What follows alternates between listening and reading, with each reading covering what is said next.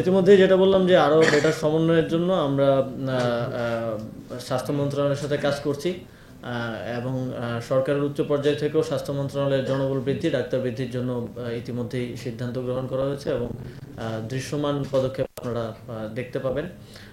আর 5 আগস্টের পরে অনেকগুলো ক্ষেত্রেই আসলে স্থবিরতা দেখা দিয়েছিল, আমরা ইতিমধ্যেই সেই জায়গাগুলোতে উন্নতি করতে পেরেছি এবং আরও আমরা কাজ করে যাচ্ছি।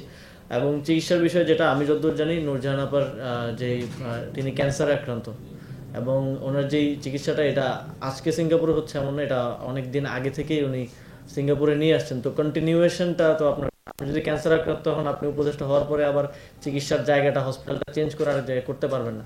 তো আমার মনে হয় এটা একটা মানবিক বিষয়, এটা মানবিক জায়গা থেকেই দেখা উচিত। চিকিৎসার কন্টিনিউয়েশন এক হসপিটাল থেকে আরেক হসপিটালে নিলে এটা অনেক ইমপ্লিকেশনস আছে, আপনারা এটা অবগত আছেন। তো এবং আমি মনে করি যে এটা আমাদের সবার দায়িত্ব, যারা এই পলিসি মেকিংয়ের জায়গায় থাকেন এবং সামনেও আসবেন, দেশের চিকিৎসা ব্যবস্থাটাকেই এমন জায়গায় নিয়ে যাওয়া যাতে করে এরকম দুরারোগ্য রোগগুলোর চিকিৎসা আমরা দেশেই পেতে পারি।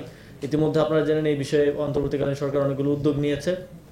আমাদের চিকিৎসার ক্ষেত্রে আমরা একটা দেশের উপর খুব বেশি নির্ভরশীল ছিলাম, সেই জায়গা থেকে আপনারা জানেন ইতিমধ্যেই আমাদের দেশে চায়নার সহযোগিতায় কয়েকটা হাসপাতাল করার ব্যাপারে কমিটমেন্ট এসেছে এবং এই কাজগুলো হয়ে গেলে আমি মনে করি আমরা বাংলাদেশেই আমরা যথেষ্ট মানে আত্মনির্ভরশীল হব স্বাস্থ্য খাতে।